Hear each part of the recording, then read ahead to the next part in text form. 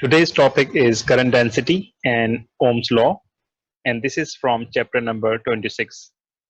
In fact, this is in continuation of the previous lecture where we have discussed about the concept of electric field along with a few examples of different materials, say conductor, resistors, and resistance. So today I'm going to discuss the following: the current density and drift velocity, resistance, and Ohm's law. पिछली classes में हमने electric current के बारे में discuss किया था और हमने ये देखा था कि इलेक्ट्रिक करंट दो डिफरेंट तरह के हो सकते हैं। एक को हमने इलेक्ट्रॉनिक करंट कहा था और दूसरा कन्वेंशनल करंट था। इलेक्ट्रॉनिक करंट वो करंट था जो इलेक्ट्रॉन की फ्लो की डायरेक्शन में होता है और कन्वेंशनल करंट को हमने कहा था कि जो पॉजिटिव चार्ज की फ्लो की डायरेक्शन में हो। तो आइए थोड़ा हम पिछले लेक्चर्स की कुछ चीज़ों को रिवाइज कर लेते हैं। आप ये जानते हैं कि this is a small piece of conducting wire और ये जो नेगेटिव चार्ज हैं these are free charges with in conducting wire और इस कंडक्टिंग वायर का क्रॉस सेक्शनल एरिया ए है और इसकी जो टोटल लेंथ है वो एल से रिप्रेजेंट किया जा रहा है। और इस कंडीशन में यहाँ पर किसी बैटरी के साथ कनेक्ट नहीं किया गया, लिहाजा इस वायर में किसी किस्म का कोई इलेक्ट्रिक करंट मौजूद नहीं होगा। अगरचे कि ये इलेक्ट्रॉन रेस्ट में भी नहीं होंगे क्योंकि इनके पास थर्मल एनर्जी है और इस थर्मल एनर्जी की वजह से ये एक रैंडम मोशन ज़रूर कर रहे होंगे और ये इलेक्ट्रॉन उन थर्मल एनर्जी की वजह से इस क्रॉस सेक्शनल एरिया को क्रॉस भी कर रहे होंगे। लेकिन थर्मल एनर्जी की वजह से जितने इलेक्ट्रॉन इस क्रॉस सेक्शनल एरिया को क्रॉस करके इस जानिब जा रहे होंगे उतने ही इलेक्ट्रॉन इस क्रॉस सेक्शनल एरिया को क्रॉस करके इस जानिब आ रहे होंगे। लिहाजा जब हम किसी कंडक्टिंग वायर को किसी पोटेंशियल डिफरेंस पर नहीं रखते, यानी उसे किसी वोल्टेज सोर्स के साथ कनेक्ट नहीं किया जाता, तो हम ये कह सकते हैं कि average flow of electron is going to be zero in isolated conducting wire, या हम ये कह सकते हैं कि एवरेज करंट उस वायर में ज़ीरो के बराबर होगा। लेकिन जैसे ही हम इसे किसी बैटरी के साथ कनेक्ट करेंगे, जिस तरह के आप इस फिगर में देख सकते हैं, बैटरी के दो टर्मिनल्स होते हैं, एक पॉजिटिव टर्मिनल और दूसरा नेगेटिव टर्मिनल। तो जब आप इसके साथ कनेक्ट करेंगे तो इस पॉजिटिव टर्मिनल के साथ जो एंड कनेक्टेड है वो पॉजिटिव हो जाएगा और रिलेटिवली दूसरा वाला एंड नेगेटिव चार्ज हो जाएगा और जिसकी वजह से इन दोनों एंड्स के ऊपर पोटेंशियल डिफरेंस प्रोड्यूस हो जाएगा। जो पॉजिटिव एंड है वो हाई पोटेंशियल पर होगा और जो नेगेटिव एंड है वो लो पोटेंशियल पे होगा। और आप ये जानते हैं कि इस सूरत हाल में एक इलेक्ट्रिक फील्ड इस कंडक्टिंग वायर में सेटअप हो जाएगी जिसकी डायरेक्शन पॉजिटिव से नेगेटिव की जानिब होगी और इस वायर में चूंकि कैरियर इलेक्ट्रॉन हैं जिन पे नेगेटिव चार्ज होता है, तो नेगेटिव चार्ज हमेशा लो पोटेंशियल से हाई पोटेंशियल की तरफ मूव करते हैं। यानी अगर मैं डायरेक्शन बताना चाहूँ तो इस नेगेटिव चार्ज की डायरेक्शन राइट से लेफ्ट की जानिब होगी और उस लिहाज से ये फिर इस सर्किट में मूव करेंगे जिनकी डायरेक्शन एंटी क्लॉकवाइज होगी, जिसको हम इलेक्ट्रॉनिक करंट कहते हैं। लेकिन एक और करंट है जिसे कन्वेंशनल करंट भी कहा जाता है और कन्वेंशनल करंट हम इस नेगेटिव चार्ज के फ्लो की ऑपोजिट डायरेक्शन में लेते हैं, या हम ये भी कह सकते हैं कि conventional current is a current which is corresponds to the flow of a positive charge in a conducting wire. تو اب اگر الیکٹرانک چارج اگر اینٹی کلاک وائز موو کر رہا ہے، لہٰذا کنونشنل کرنٹ اس کنڈکٹنگ وائر میں کلاک وائز ڈائریکشن میں موو کرے گا. So in any case either if you have electronic current or conventional current, we can define that the current is a number of charge per unit time passing through a cross-sectional area. And cross-sectional area is defined as this circular cross-section. And mathematically, current can be written as a charge passing through the cross-sectional area per unit time. یہ ہم نے پچھلی classes میں آپ لوگوں سے discuss کر لیا تھا. Now, اب اگر ہم یہ چاہتے ہیں کہ اس میں جو چارج موو ہو رہے ہیں وہ اور ان چارج کو کسی خاص اسپیسیفک کراس سیکشنل ایریا میں معلوم کیا جائے، یعنی کرنٹ نکالنے کے لیے تو if you know the charge crossing a cross sectional area in a unit time we can find current. لیکن اگر ہمیں چارج نکالنا ہو کسی خاص اسمال ریجن کے اندر تو ہم کرنٹ کو ڈیفائن کر سکتے ہیں کہ dq over dt, where dq is a very small amount of charge which is localized in this infinitesimal small cross-sectional area. And if you rephrase this equation, you can write as dq is equals to I dt. And if you integrate on both sides, that equation leads to q is equals to integral from 0 to some specific time t I dt. So this is our equation for charge which is localized in any small cross-sectional area.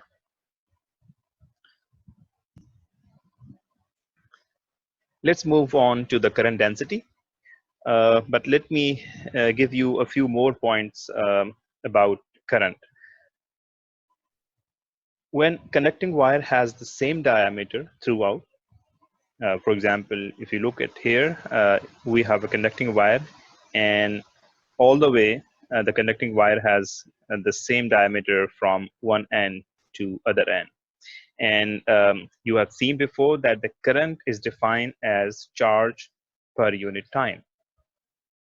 تو اب یہاں پر اگر آپ اور سے دیکھیں تو اس conducting wire میں جو کرنٹ کی ویلیو ہوگی through out the conducting wire same ہوگی، کیونکہ یقینی طور پر یہاں پر آپ current charge per unit time define کرتے ہیں.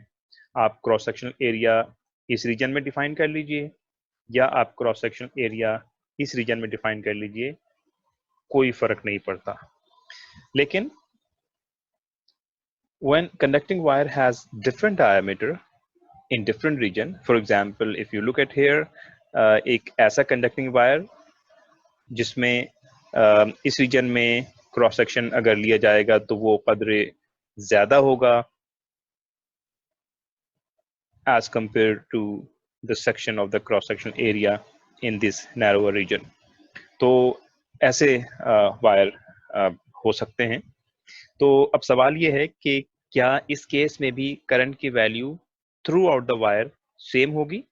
یس، کرنٹ کی ویلیو اس کیس میں بھی سیم ہوگی جس طرح سے کرنٹ کی ویلیو پچھلے کیس میں سیم تھی، اس لیے کہ فارمولے میں کسی جگہ پر کراس سیکشنل ایریا انوالو نہیں ہے. گیون کراس سیکشنل ایریا سے تھرو ہونے والے charges per unit time current کو ڈیفائن کرتے ہیں، لیکن اس فارمولے میں کسی جگہ پر کراس سیکشنل ایریا انوالو نہیں ہے. لہٰذا ہم یہ کہہ سکتے ہیں کہ جو کرنٹ اس وائڈر ریجن سے تھرو ہوگا وہ ایکول ہوگا the current through this نیروور region. اب یہ بات یقینی طور پر آپ سمجھ گئے ہوں گے، لیکن اس کے باوجود میں اس مثال کو ایک اور طریقے سے آپ کے سامنے رکھنا چاہتا ہوں۔ مثال کے طور پر آپ کے سامنے ایک واٹر لیک نظر آ رہی ہے، اور یہ فرض کر لیجئے کہ واٹر لیک کے اندر جو واٹر ہے وہ اس ڈائریکشن میں موو کر رہا ہے، جس کو میں آپ کے سامنے ایرو سے ریپرزینٹ کر رہا ہوں۔ اور آپ یہ جانتے ہیں کہ جب واٹر اس جانب سے اس جانب موو کرے گا تو یقینی طور پر اس جانب گریویٹیشنل پوٹینشیل زیادہ ہوگا اور اس جانب گریویٹیشنل پوٹینشیل کم ہوگا، اور گریویٹیشنل پوٹینشیل ڈفرنس کی وجہ سے کوئی mass, for example in this case water, وہ موو کرتا ہے اور ہائی پوٹینشیل سے لو پوٹینشیل کی جانب موو کرے گا۔ اچھا، اب اگر پچھلے کیسز میں ہم کسی کنڈکٹنگ وائر میں چارج کے موومنٹ کو ڈیفائن کر رہے تھے ان ٹرمز آف کرنٹ، اور ہم نے کہا تھا کہ the charge passing through a cross sectional area per unit time، اسی طرح سے چونکہ یہاں پر بھی واٹر گریویٹیشنل پوٹینشیل کی وجہ سے یہاں سے یہاں موو کر رہا ہے، تو میں یہاں پر واٹر کرنٹ ڈیفائن کر سکتا ہوں، کیونکہ ان جنرل کوئی بھی چیز کسی پوٹینشیل ڈفرنس کی وجہ سے موو کرے گی تو یقینی طور پر آپ اس کے کرسپونڈ کرنٹ ڈیفائن کر سکتے ہیں۔ چارج ہے تو پھر وہ الیکٹرک پوٹینشیل ہوگا، اور اگر میس ہے تو وہ پھر یقینی طور پر گریویٹیشنل پوٹینشیل کی وجہ سے موو کرے گا۔ تو اب اس پکچر میں جو میں آپ لوگوں کے سامنے ہائی لائٹ کرنا چاہتا ہوں وہ یہ کہ اگر آپ غور سے دیکھیں تو ڈفرنٹ سیکشن میں ان کا جو کراس سیکشنل ایریا بنے گا وہ مختلف بنے گا، یعنی مثال کے طور پر اس ریجن میں جو کراس سیکشن ایریا بنے گا وہ کچھ اس طرح سے ہوگا، اور اس ریجن میں جو کراس سیکشن ایریا بنے گا وہ ذرا بڑا بنے گا۔ اسی طرح سے ایک کراس سیکشن ایریا آپ یہاں پر بھی بنا سکتے ہیں، تو ہر جگہ پر اسی طرح سے ایک کراس سیکشن ایریا میں یہاں پر بنا دیتا ہوں، تو ڈفرینٹ جگہ پر کراس سیکشنل ایریا ڈفرینٹ بن رہا ہے، بالکل اسی طرح سے جس طرح سے ابھی ہم نے الیکٹرک کرنٹ میں کنڈکٹنگ وائر میں دو ڈفرینٹ ریجن آپ کو دکھایا تھا، ایک نیروور ریجن تھا اور ایک وائڈر ریجن تھا۔ تو اب ہمارا سوال یہ ہے کہ کیا ہر کراس سیکشنل ایریا میں یہاں پر واٹر کرنٹ کی مقدار برابر ہوگی؟ تو کرنٹ کے کیس میں تو ہم نے کہا تھا کہ یس، کرنٹ وائڈر ریجن میں اور نیروور ریجن میں ایک ہی ہوگا۔ تو کیا یہاں پر بھی یہی سلسلہ ہے کہ یعنی یہ جو نیروور ریجن ہے اس میں جو واٹر فلو ہے وہ برابر ہوگا اس وائڈر ریجن کے جس میں سے واٹر فلو ہو رہا ہے؟ تو اس کی مثال دیکھنے کے لیے میں آپ کے سامنے دو کراس سیکشنل ایریا کنسیڈر کرتا ہوں۔ اس کو یہاں سے اگر ہم ہٹا دیں،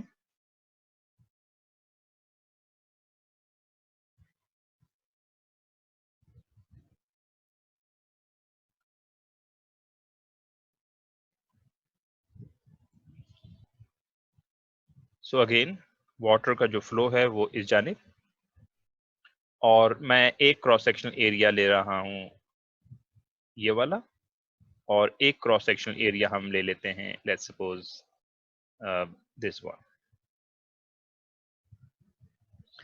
اب اگر فرض کر لیں کہ اس اسمال کراس سیکشنل ایریا میں جو واٹر فلو ہے وہ let's suppose that water flow is an amount of 2000 liter per second، اور جو بڑا کراس سیکشن ایریا ہے اس میں جو میرا کلیم ہے وہ یہ ہے کہ اس میں بھی 2000 لیٹر فلو ہوگا، لیکن فرض کر لیں کہ ایسا نہیں ہے۔ میں یہ فرض کر لیتا ہوں کہ لیٹس سپوز اس ریجن میں 5000 लीटर पर सेकेंड फ्लो है। तो अब अगर ये बात दुरुस्त है तो यकीनी तौर पर ये जो बीच में रीजन बनेगा ये वाला, इस रीजन में हर सेकंड में 2000 माइनस 5000 3000 लीटर वाटर एक्यूमुलेट होना शुरू हो जाएगा और यकीनी तौर पर फिर ये पानी यहाँ से निकल कर बाहर भी जाएगा। लेकिन अमूमी तौर पर हम ये जानते हैं कि अगर ये स्मूथ फ्लो है तो किसी भी जगह पर वाटर एक्यूमुलेट नहीं होता है। इस लिहाज से मैं ये कह रहा था कि क्रॉस सेक्शनल एरिया का जो साइज है उस साइज से कोई फर्क नहीं पड़ता। साइज छोटा होगा तो भी वाटर का फ्लो उतना ही होगा जब हमारे पास साइज बड़ा हो जाए। यानी इसका मतलब ये हुआ कि इस स्मॉलर क्रॉस सेक्शनल एरिया में अगर वाटर का फ्लो 2000 लीटर पर सेकेंड है तो इस बड़े क्रॉस सेक्शनल एरिया में भी वाटर का फ्लो 2000 लीटर पर सेकेंड होगा। तो मैं इसको यहाँ से रेस करके दोबारा से इसको 2000 ही कर दूं। तो I hope everybody get the idea कि जो करंट का जो फ्लो है वो क्रॉस सेक्शनल एरिया पे डिपेंड नहीं करता। और करंट इलेक्ट्रिक करंट भी हो सकता है, वाटर करंट भी हो सकता है, किसी खास रीजन में एयर फ्लो का भी करंट हो सकता है। So current is nothing but the flow anything due to the potential difference at 2 points. तो चलिए अब हम दोबारा से अपने उसी पॉइंट की तरफ वापस चलते हैं। ओके, तो हम यहाँ पर बात कर रहे थे कि either if you have a uniform cross-sectional area of the conducting wire or we have a different cross-sectional area within the same conducting wire, we must have a same current throughout the conducting wire. तो अब अगर ये चीजें आपके समझ में आ गई हैं तो अब हम करंट डेंसिटी की बात कर सकते हैं। तो ये बात अब आप अपने जहन में रखिएगा कि करंट की वैल्यू का ताल्लुक क्रॉस सेक्शनल एरिया से नहीं होता है। करंट एक कांस्टेंट फिजिकल क्वांटिटी है और किसी भी कंडक्टिंग वायर में दो पोटेंशियल के दरमियान हमेशा वो कांस्टेंट रहती है। इसका ताल्लुक क्रॉस सेक्शनल एरिया से बिल्कुल भी नहीं है। ये सिर्फ और सिर्फ चार्ज और टाइम का एक रिलेशन है। So sometime we are interested only in current I और उसके निकालने के लिए आपके पास इक्वेशन मौजूद है which does not depends on cross sectional area.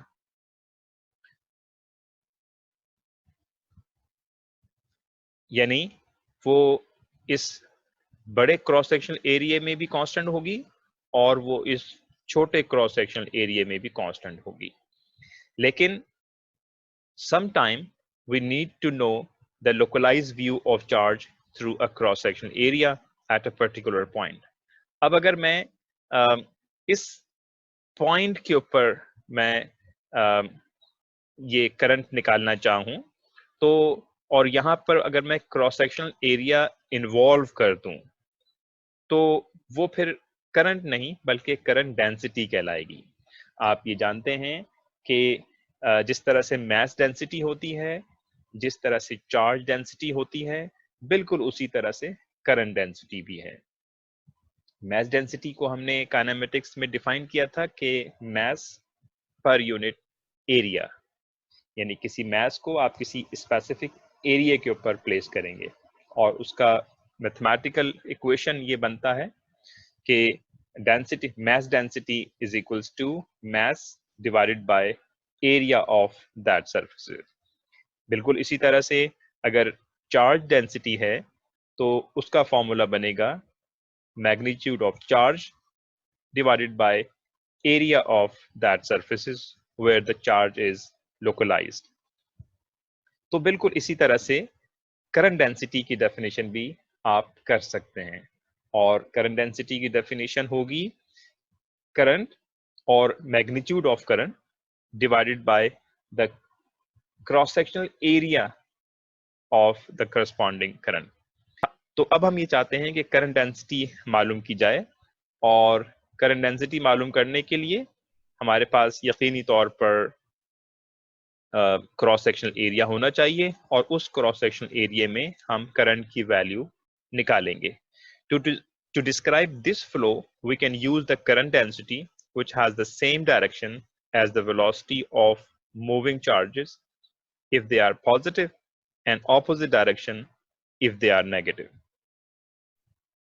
So for each element of cross section, the magnitude of current density is equal to the current per unit through that element. اور current density کو J سے represent کیا جاتا ہے. تو اس definition کے مطابق اس کا جو میتھمیٹیکل فارمولا ہوگا وہ ہوگا J, which is current density, is equals to magnitude of current divided by cross sectional area. اور ہم پہلے یہ ڈسکس کر چکے ہیں کہ جو کرنٹ ہے وہ تو اسکیلر کوانٹٹی ہے، اس لیے کہ کرنٹ ویکٹر ایڈیشن رول کو فالو نہیں کرتا، اگرچہ کہ اس کی ڈائریکشن ہوتی ہے. یعنی کرنٹ کی ڈائریکشن ہم ڈیفائن کرنا چاہیں تو ہم یہ کہہ سکتے ہیں کہ نیگیٹو چارج ہمیشہ لو پوٹینشیل سے ہائی پوٹینشیل کی طرف موو کرتا ہے، اور پازیٹیو چارج ہمیشہ ہائی پوٹینشیل سے لو پوٹینشیل کی جانب موو کرے گا.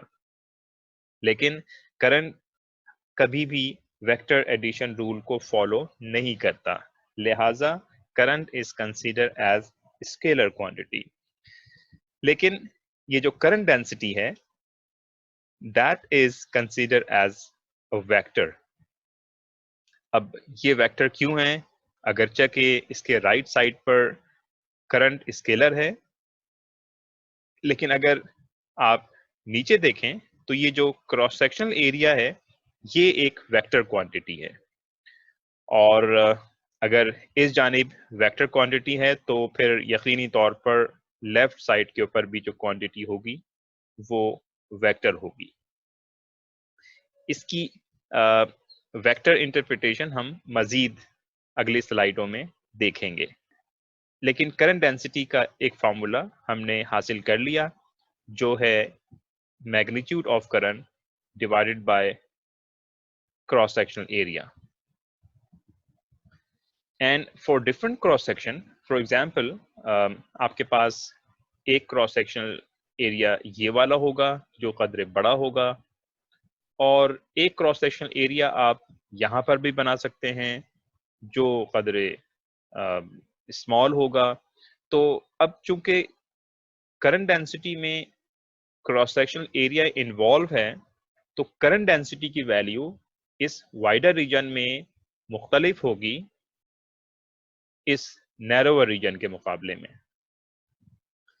لہذا میں اس ایکویشن سے اگر یہاں تک پہنچنا چاہوں تو کرنٹ کی ویلیو میں لکھ سکتا ہوں for this small cross sectional area current is equals to integral J dot DA.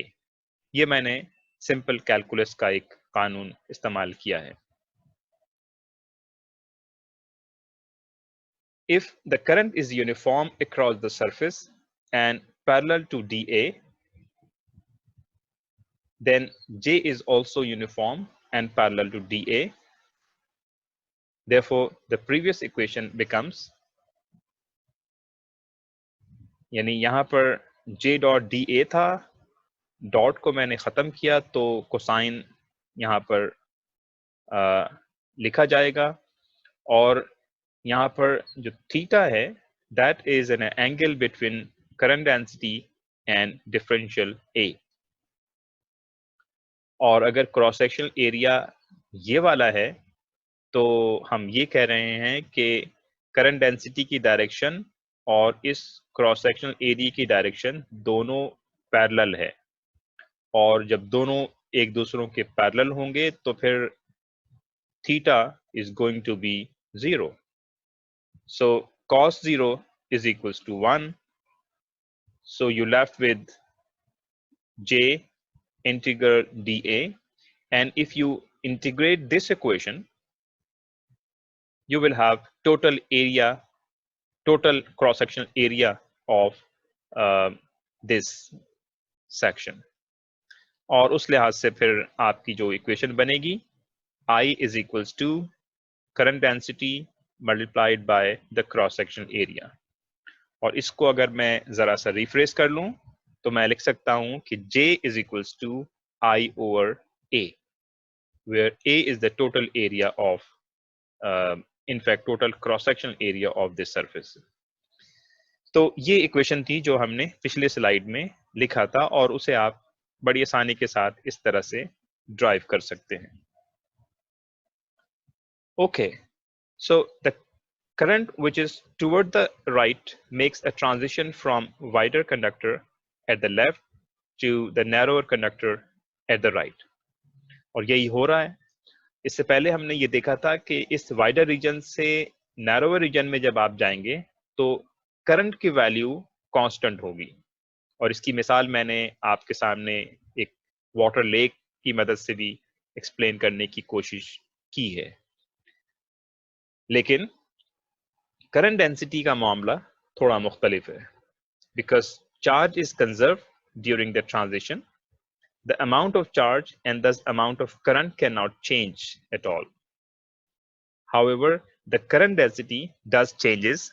It is greater in the narrower region and smaller in the wider region, because this current density is nothing but the magnitude of current divided by the cross-sectional area. تو میں یہ کہہ سکتا ہوں کہ current density is inversely proportional to the cross-sectional area. اور جب inversely proportional کہا جاتا ہے تو اس کا مطلب یہ ہوتا ہے کہ if you have a larger cross section area then you have a smaller current density. Now this is our new topic which is drift speed. Speed کی meaning آپ جانتے ہیں, rate of change of position of any object. اور کائنامیٹکس میں ہم نے اس term کے بارے میں پہلے سے پڑھ رکھا ہے. اب یہ جو ڈرفٹ اسپیڈ ہے یہ ایک نئی چیز ہے, اور اس کو میں یہاں پر ایکسپلین کرنا چاہتا ہوں.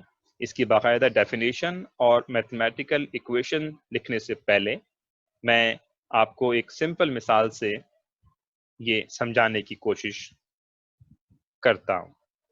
فرض کر لیجئے کہ آپ کے پاس ایک فلیٹ سرفیس ہے اور اس کے اوپر کچھ میٹالک بالز رکھے ہیں جن کے میس ایم ہیں اور تمام سیم میس کے ہیں, اور یہ کسی ارتھ سرفیس کے اوپر رکھا ہوا ہے.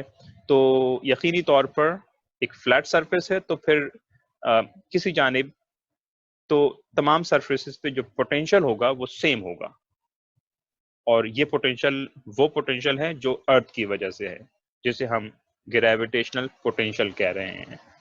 تو یقینی طور پر جب اس تمام جانب پوٹینشیل سیم ہے تو پھر اس میس کو کسی بھی جانب موو نہیں کرنا چاہیے. چلیے اب ہم ایسا کرتے ہیں کہ کسی ایک جانب پوٹینشیل بڑھا دیتے ہیں. یہ آپ کے پاس ایک انکلائنڈ پلین ہے, اور انکلائنڈ پلین کے بارے میں آپ جانتے ہیں کہ یہ جو اینڈ ہے یہ باٹم سرفیس ہے, اور دوسرے اینڈ کو آپ نے ذرا سا اپلفٹ کر کے ایک ایچ ہائٹ پر فکس کر دیا ہے. تو جب آپ کسی میس کو آپ ایچ ہائٹ پر اپلفٹ کرتے ہیں تو اس میں ایک پوٹینشیل انرجی اسٹور ہو جاتی ہے, اور وہ برابر ہوتی ہے ایم جی ایچ کے. اور یہ چونکہ یہاں پر ایچ کی ویلیو 0 ہے تو اس اینڈ پر پوٹینشیل انرجی 0 کے برابر ہوگی. تو لہٰذا دونوں اینڈز کے درمیان آپ نے پوٹینشیل ڈفرنٹ کریٹ کر دیا ہے, بلکہ اسے گریویٹیشنل پوٹینشیل ڈفرنس کہا جائے تو زیادہ بہتر ہوگا. تو جب آپ اس طرح سے پوٹینشیل ڈفرنس کریٹ کر دیں گے اور اس میس کو اگر یہاں سے فری کریں گے تو یہ میس یقینی طور پر یہاں پر رکے گا نہیں, بلکہ اس کو موو کرنا چاہیے فرام ہائر پوٹینشیل سے لوور پوٹینشیل کی جانب. اور اگر میں اس کو یہاں سے فری کروں تو پھر یہ نیچے کی طرف جائے گا. اس کا مطلب یہ ہوا کہ پچھلے کیس میں جہاں پر آپ نے پوٹینشیل ڈفرنس نہیں دیا تھا تو یہ میس کسی طرح سے موو نہیں کر رہا تھا، لیکن جیسے ہی آپ نے دونوں اینڈز کو پوٹینشیل ڈفرنس پہ رکھا تو یہ میس ہائی پوٹینشیل سے لو پوٹینشیل کی جانب موو کرے گا. اب فرض کر لیجئے کہ وہی آپ کے پاس دو ڈفرینٹ پوٹینشیل کا کوئی فلیٹ سرفیس ہے، لیکن یہاں پر میں نے ایک کچھ ہرڈلز رکھ دی ہیں. فرض کر لیجئے کہ یہ میں نے کوئی تھم پن یہاں پر فکس کر دیے ہیں ایک رینڈم طریقے سے. تو اب آپ کا کیا خیال ہے کہ جب میں اس میس کو یہاں سے فری کروں گا تو یہ نیچے کی طرف جائے گا، لیکن جب یہ نیچے کی طرف جائے گا تو پچھلے کیس کے مقابلے میں یقینی طور پر یہ اسٹریٹ لائن کے طور پر نیچے نہیں جائے گا، بلکہ یہ ہرڈلز پوائنٹ اس کے راستے کو ذرا سا تبدیل کرے گا اور ویوی طور پر وہ نیچے کی طرف جائے گا. تو میں اس کو یہاں سے فری کروں تو ذرا غور سے دیکھیں، یہ ہرڈلز پوائنٹ کے ساتھ ہٹ کرے گا اور اس کی ڈائریکشن مسلسل تبدیل ہو رہی ہوگی اور فائنلی یہ نیچے کی طرف آ جائے گا. دفعہ میں اور آپ کے سامنے رکھتا ہوں، اور جب یہ اوپر سے نیچے کی طرف آئے گا تو جب ہرڈلز پوائنٹ کے ساتھ ہٹ کرے گا تو یقینی طور پر اس کی ڈائریکشن چینج ہوگی، اور صرف ڈائریکشن چینج نہیں ہوگی بلکہ اس کی اسپیڈ کے اندر بھی تبدیلی واقع ہوگی. یعنی اگر میں پچھلے کیس میں جاؤں، یہاں سے یہاں تک موو کرنے کے لیے یہ گریویٹیشنل پوٹینشیل انرجی کی وجہ سے نیچے آتا ہے، اور گریویٹیشنل پوٹینشیل انرجی کی وجہ سے اس پہ ایک فورس بھی لگتی ہے جو کہ گریویٹیشنل فورس ہے. اور آپ یہ جانتے ہیں نیوٹنس کا جو سیکنڈ لا ہے اس کے مطابق جب فورس ہوگی تو ایکسیلریشن بھی ہوگا، اور یہاں پہ ایکسیلریشن ہے gravitational acceleration which is constant acceleration in fact 9.8 metre per second square. تو یہ جو میس ہے یہ نیچے کی طرف جب آئے گا تو گریویٹیشنل ایکسیلریشن کی وجہ سے آئے گا، اور جب ایکسیلریشن ہوتا ہے تو ہر جگہ پر اس کی اسپیڈ تبدیل ہوتی ہے. انفیکٹ اس کی اسپیڈ یہاں سے یہاں آتے ہوئے انکریز ہوتی چلی جائے گی. لیکن اگر کسی جگہ پر آپ نے ہرڈلز پوائنٹ رکھ دیے ہیں اور یہ میس اس ہرڈلز پوائنٹ کے ساتھ ہٹ کرے گا تو یقینی طور پر اپنی اسپیڈ ہر انٹریکشن ہر کولیجن پر لوز کرے گا. تو میں یہ کہہ سکتا ہوں کہ in the presence of hurdles یہ جو میس ہے یہ ایکسلریٹڈ موشن تو ہے، لیکن اس کے باوجود اس کی جو موشن ہے وہ کانسٹنٹ اسپیڈ کے ساتھ ہوگی، کیونکہ یہ جب یہاں سے کسی ہرڈلز پوائنٹ کے ساتھ ہٹ کرتا ہے تو اس کی اسپیڈ دوبارہ سے زیرو ہو جاتی ہے، اور جب وہ وہاں سے ریلیز ہو کر کسی دوسرے ہرڈلز پوائنٹ تک جائے گا تو وہ ایکسلریٹ ہوگا، لیکن جیسے ہی دوسرے ہرڈلز پوائنٹ کے ساتھ ہٹ کرے گا اس کی اسپیڈ دوبارہ سے زیرو ہو جائے گی. تو ہر انٹریکشن پر اس کی اسپیڈ زیرو ہوتی ہے اور دو انٹریکشن کے درمیان ایکسلریٹ ہوتی ہے. لہذا اس طرح سے ڈیکریز اور انکریز ہوتے ہوتے جب وہ نیچے کی جانب پہنچتا ہے تو وہ تو اسپیڈ میں اس طرح سے انکریز نہیں ہوتا جس طرح سے پچھلے کیس میں ہو رہا تھا. لہذا میں یہ کہہ سکتا ہوں کہ ایکسیلریشن موجود ہے، لیکن اس کے باوجود بھی اس میس کی جو موشن ہے وہ کانسٹنٹ اسپیڈ کے ساتھ ہو رہی ہے. اور یہ ایک بڑی یونیک ایگزامپل ہے. عمومی طور پر کائنیمیٹکس میں ہم نے آپ لوگوں کو بتایا تھا کہ جب بھی کوئی ایکسیلریشن ہوگی تو پھر اس میس کی ویلوسٹی انکریز ہوگی، اور یہاں پر بھی ایسا ہی ہے. اگر آپ پچھلے کیس میں دیکھیں تو یہاں پر یہی سلسلہ ہے، ایکسیلریشن موجود ہے، ویلوسٹی ہر وقت انکریز ہوگی، لیکن یہ ایک اسپیشل کیس ہے جہاں پر ہم نے کچھ ہرڈلز پوائنٹ رکھ دیے ہیں اور اس ہرڈل پوائنٹ کی وجہ سے اس میس کی اسپیڈ بار بار ڈکریز ہوتی ہے. تو اس ڈکریز ہونے کی وجہ سے ایکسلریشن موشن کے باوجود پارٹیکل کی جو نیٹ ایوریج اسپیڈ نکلتی ہے وہ کانسٹنٹ نکلتی ہے. اور اسی لحاظ سے یہ جو اسپیڈ ہے یہ ان اسپیڈ سے تھوڑی مختلف ہے جو آپ نے کائنیمیٹکس میں پڑھ رکھی تھی. لہٰذا اسی لحاظ سے ہم اس کو ڈرفٹ اسپیڈ کہتے ہیں. تو میں اس کو اگر سمرائز کروں تو میں یہ کہہ سکتا ہوں کہ in the presence of acceleration particle moves with constant velocity, جو کہ عمومی طور پر ایسا نہیں ہوتا، لیکن اگر ہرڈلز پوائنٹ ہوں تو پھر ایکسلریٹڈ موشن کے باوجود پارٹیکل کی اسپیڈ کانسٹنٹ ہوگی. تو اگر یہ سلسلہ ہے تو اسے ہم ڈرفٹ اسپیڈ کا نام دیں گے. اب یہ جو میں نے فلیٹ سرفیسز کا ذکر کیا تھا، یہاں پر آپ نے دیکھا تھا کہ کوئی میس کسی طرح سے موو نہیں کر رہا، اور اس کی وجہ یہ ہے کہ یہاں پر کسی جگہ پر پوٹینشیل ڈفرنس نہیں ہے. تو اس کی مثال بالکل ایک اوپن کنڈکٹنگ وائر کی ہے جس کو آپ کسی بیٹری سے کنیکٹ نہیں کرتے ہیں. تو جب آپ بیٹری سے کنیکٹ نہیں کریں گے تو یہاں پر جو فری کیریئرز ہیں الیکٹران، وہ یقینی طور پر کرنٹ کے طور پر فلو نہیں کریں گے جس طرح سے یہاں پہ یہ میس موو نہیں کر رہا.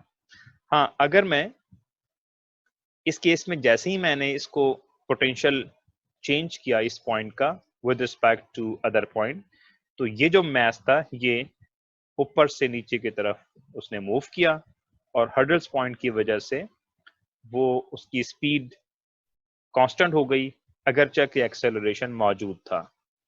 اور یہ بالکل اسی کی ایک انالوجی ہے کہ اگر کنڈکٹنگ وائر کو بھی میں کسی بیٹری کے ساتھ یا وولٹیج سورس کے ساتھ کنیکٹ کر دوں تو پھر میں یہ کہہ سکتا ہوں کہ یہ جو نیگیٹو چارج ہیں یہ اب موو کریں گے.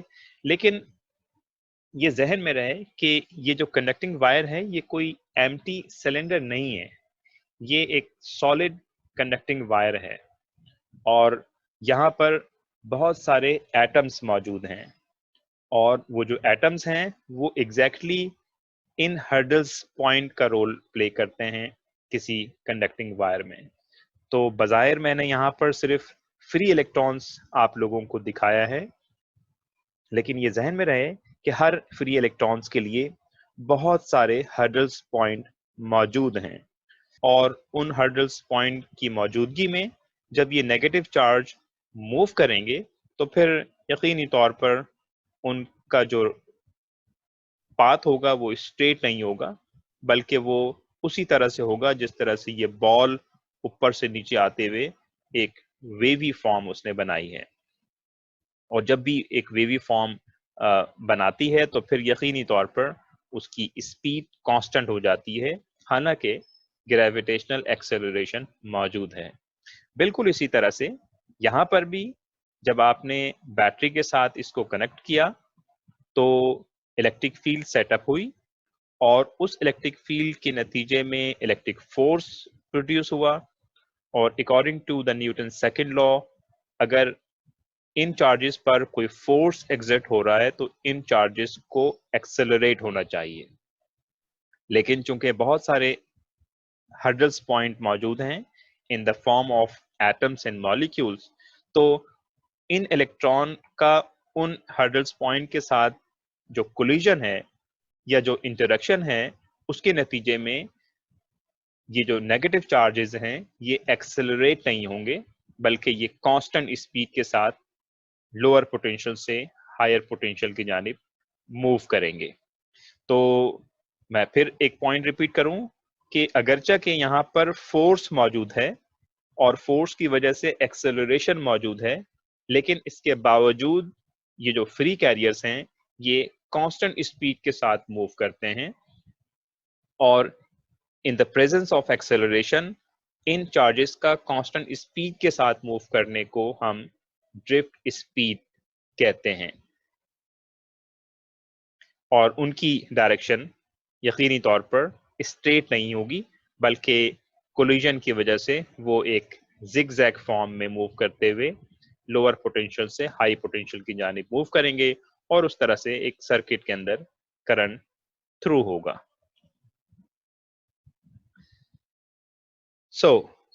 یہ تو تھا ایک بیسک کنسپٹ. اب اس کی ہم میتھمیٹیکل ایکویشن اگر نکالنا چاہتے ہیں تو فرض کر لیں کہ کنڈکٹنگ وائر ہے، اور اس کنڈکٹنگ وائر کو دو ڈفرینٹ پوٹینشیل پر ہم نے رکھا ہے، اور اس میں جو کرنٹ ہے وہ یقینی طور پر ہم اس جانب لے رہے ہیں جو کہ کنونشنل کرنٹ ہوتا ہے. اس کنڈکٹنگ وائر کی جو ٹوٹل لینتھ ہے وہ L ہے، اور اس کا جو کراس سیکشنل ایریا ہے اس کو یہاں پر ہم A کہہ رہے ہیں. لہٰذا جو ڈرفٹ اسپیڈ ہوگی اس کی ڈائریکشن پازیٹیو سے نیگیٹو کی طرف ہوگی، یعنی جو الیکٹرک فیلڈ کی ڈائریکشن ہوگی، اور جو کرنٹ ڈینسٹی چونکہ ویکٹر کوانٹٹی ہے تو اس کی ڈائریکشن بھی پازیٹیو سے نیگیٹو کی طرف ہوگی.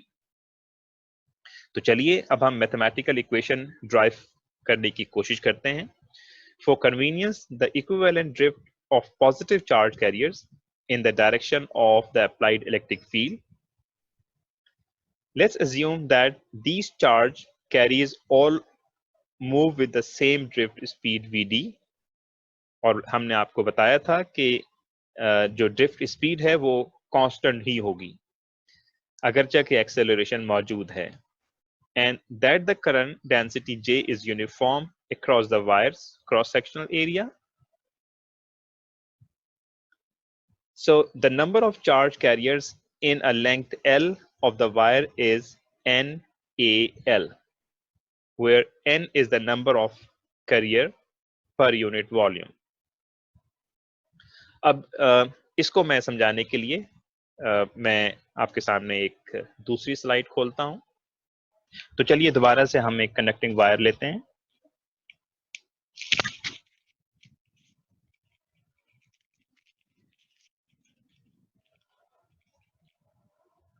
اور اس کنڈکٹنگ وائر کا جو کراس سیکشنل ایریا ہے وہ ہے A، اور اس کی جو ٹوٹل لینتھ ہے وہ L ہے.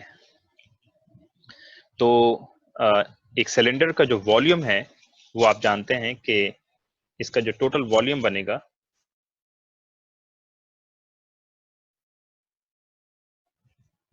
that would be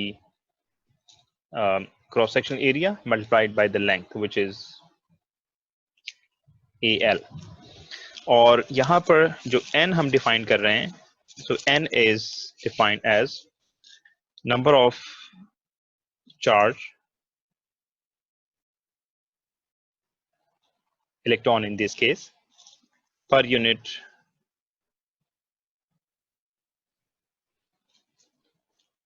volume.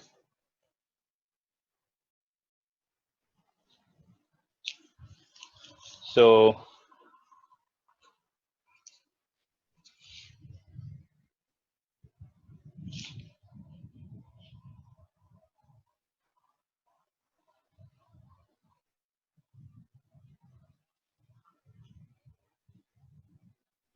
اور اسے آپ یہ بھی کر سکتے ہیں کہ n is equals to charge per unit volume means volume. اور ابھی ہم نے دیکھا تھا کہ اس سلنڈر کا جو والیوم ہے وہ ہے cross section area multiplied by length, and therefore اس ایکویشن سے آپ Q نکال سکتے ہیں by just writing N A L. So this is the charge, and so in fact this is the number of a charge. اور اگر میں اسی کو الیکٹرانک چارج سے ملٹیپلائی کر دوں، so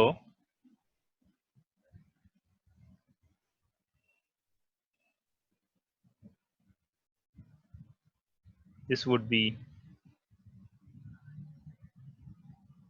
total charge.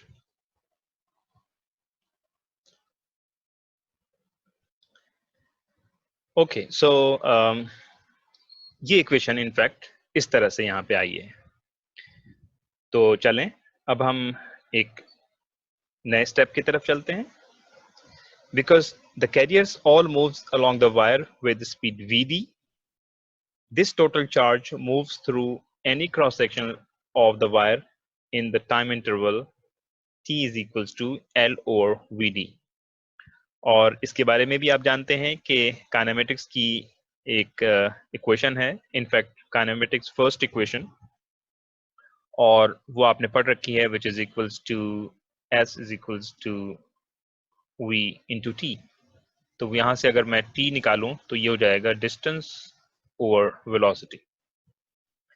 تو اب اگر فرض کر لیں کہ ایک چارج اس اینڈ سے دوسرے اینڈ کی طرف جاتا ہے اور اس دوران ٹوٹل ڈسٹینس L کور کرتا ہے، اور اس کی اسپیڈ تو ہم ڈیفائن کر ہی چکے ہیں which is the drift speed جس کو ہم Vd کہہ رہے ہیں. تو اس لحاظ سے ٹائم میں لکھ سکتا ہوں L over Vd. So this is the time required to move a charge from one end to another end. لہذا we already know that the current I is the time rate of transfer of charge across the cross section. So here we have I is equals to Q over T, and we already determine total charge NLAE and total time L over Vd. So if incorporate both of these values in this equation, so this will be NALE divided by L over Vd, and if you cancel L from this equation, then you have NAEVD.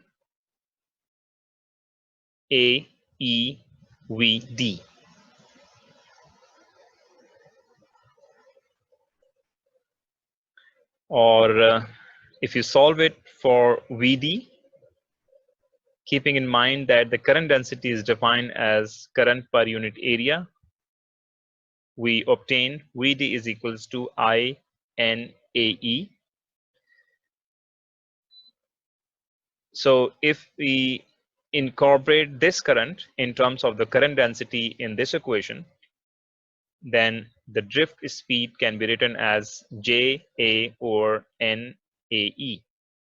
And if you cancel out this cross-sectional area from this equations, then we will have J over NE. Keep in mind that N is the number of charge per unit volume, or we can call it, this is the charge density in this conducting wire, and E is the electronic charge, and J is the current density. So we can write the current density in terms of the drift speed. J is equals to NE into Vd. And because J is a vector quantity, we can write J in terms of vector. J cap is equals to NE Vd. Generally speaking, ہم اسے drift speed کہہ رہے تھے, but if you need to define a vector quantity, we can call it the drift velocity. So this is a vector form of the current density. If you know the current density N and E, you can determine drift velocity through these equations. And conversely, if you know the drift velocity, a charge of electron, charge density, then you can determine the current density from this equation. So now let's move on to the new topic, which is called a resistance. And in this topic, I'll again give an example. The similar example has already been presented in the case of drift speed, but اس case میں بھی, اس topic میں بھی میں وہی example آپ کے سامنے رکھنا چاہتا ہوں. یعنی مثال کے طور پر ایک فلیٹ سرفیس ہے جس میں بہت سارے میسز ہیں, اور یہاں پر یہ ہرڈلز پوائنٹ میں نے رکھ دیا ہے, لیکن یہاں پر چونکہ پوٹینشیل ڈفرنس نہیں ہے تو پھر یقینی طور پر یہ میس اس فلیٹ سرفیس پہ موو نہیں کریں گے. لیکن اگر میں کسی ایک جانب سے اسے h ہائٹ پر اپلفٹ کر دوں, so now we have a potential difference across this end to that end, and if you allow this mass to move freely, then this mass of course moves from top to the bottom without any hurdles, means this mass is accelerated from top to bottom. اور acceleration کا مطلب یہ ہے کہ ہر point پر اس کی speed میں increase ہوگا. لیکن اگر یہی چیز کسی ہرڈلز پوائنٹ کی موجودگی میں فری کیا جائے گا تو یقینی طور پر اس کی سپیڈ ہر انٹروڈکشن کے اوپر ڈکریز ہوگی, لہٰذا جو ایوریج سپیڈ نکلے گی وہ کانسٹنٹ ہوگی even though acceleration is there. تو بالکل یہی صورتحال ایک کنڈکٹنگ وائر میں بھی ہے کہ نیگیٹو چارجز ہیں جو کہ فری ہیں. جیسے ہی آپ اسے کسی بیٹری کے ساتھ کنیکٹ کریں گے, all free charges are moves from lower potential to higher potential in this direction, and because hurdles points is there in terms of atoms and molecule, so these free charges interact with atoms, and they lose their kinetic energy, they lose their velocity, so that acceleration موجود ہے لیکن اس کے باوجود یہ negative charge constant speed کے ساتھ move کریں گے, جسے ہم نے پچھلے ٹاپک میں اسپیڈ کا نام دیا تھا. اب ان انٹروڈکشن پر ان کی کائنیٹک انرجی بھی لوز ہو رہی ہے. تو اب اگر فرض کر لیں کہ میں اس پوٹینشیل کو اور زیادہ بڑھا دوں تو پھر اس لحاظ سے یقینی طور پر کرنٹ کو اور زیادہ بڑھ جانا چاہیے, یا اگر میں اس پوٹینشیل کو کم کر دوں تو کرنٹ کی ویلیو کو کم ہو جانا چاہیے. تو میں یہ کہہ سکتا ہوں کہ voltage is proportional to the current conducting through this wire. تو پروپورشنل ہے تو یقینی طور پر ایک پروپورشنلٹی کانسٹنٹ بھی ہونا چاہیے, اینڈ اس لحاظ سے resistance is defined as the potential difference between 2 points divided by current. That means کہ جیسے کہ میں نے بتایا کہ جیسے ہی آپ اس پوٹینشیل کو بڑھائیں گے کرنٹ کی ویلیو بھی بڑھ جائے گی, کیونکہ یہ آپس میں ایک دوسروں کے ساتھ پروپورشنل سائن رکھتے ہیں.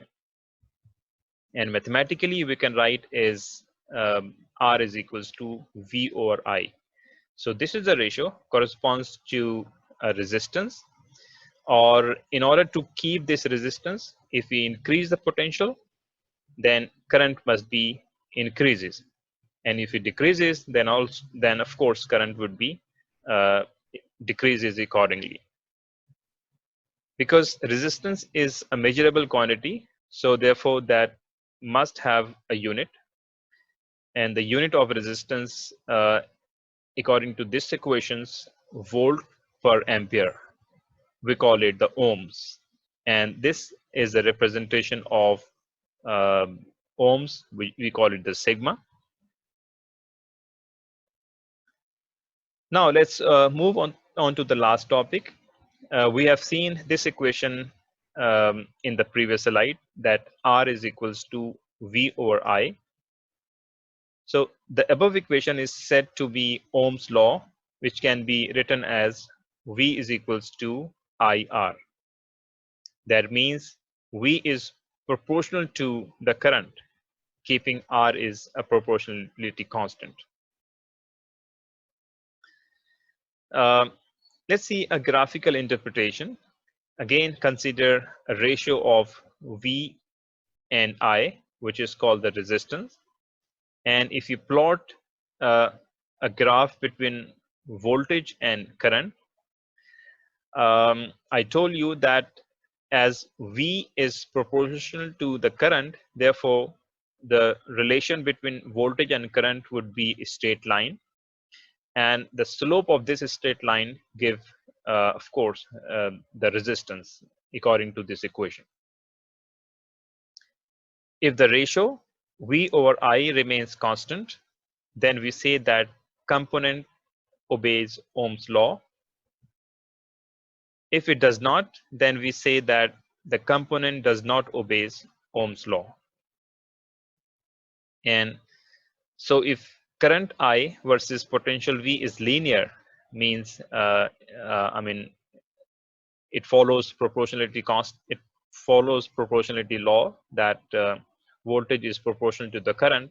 That means this line increases linearly. Then this corresponds to the case of obeying Ohm's law.